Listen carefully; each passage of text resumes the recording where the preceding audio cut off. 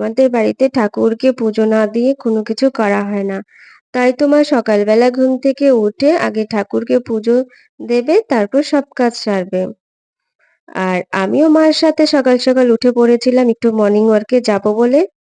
আর সকালের আবহাওয়াটা তো খুব সুন্দর। আমার খুব ভালো লাগে। আর আমার মতন কার, কার সকালে উঠতে ভালো লাগে কমেন্টে জানাবে।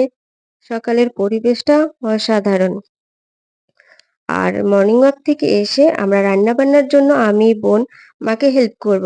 বোন চাল করছে এখানে শিলনোড়াতে আর আমি গ্যাসের মধ্যে এগুলোকে ভেজে নেব। দেখো মা এখানে শাপলাগুলোকে ছুলে নেবে বড়া করার জন্য। শাপলার বড়া কার, কার ভালো লাগে কমেন্টে জানাবে। এখানে শাপলার ফুলগুলো রয়েছে, কুমড়ো ফুল রয়েছে আর রয়েছে একটা শাক। এই সমস্ত উপাদানের বড়া করা হবে। সকালে তো গরম ভাতের সাথে বড়া হলে আর কিছুই লাগে না। আর এখানে গোপালকে অন্ন দেবে মা। তারপর আমরা সবাই অন্ন গ্রহণ করব। তোমাদেরও নেমন্তন্ন রইলো। একবার এসো আমাদের বাড়িতে। আর তোমাদের সাথে আরেকটা জিনিস শেয়ার করব।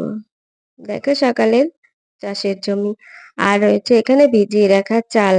তার সাথে রয়েছে নারিকেল। একটু পিঠেও করা হবে আর তার সাথে একটা বাড়িতে পুজোও ছিল। তারই আয়োজন চলছে। দুধ আর এখানে মা পাট শাকও বেছে নিয়েছে, রয়েছে তাল আর রয়েছে এখানে বিভিন্ন রকমের ফল যা দিয়ে ঠাকুরকে পুজো করা হবে।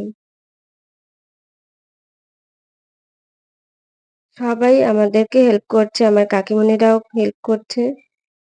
সবাই এখানে রয়েছে।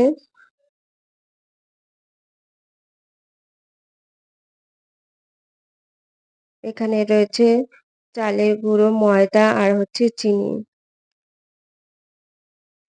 একটু ময়দা দিলে কি হয় পিঠেটা ভালো করে ফুলে নরম থাকে তার জন্যই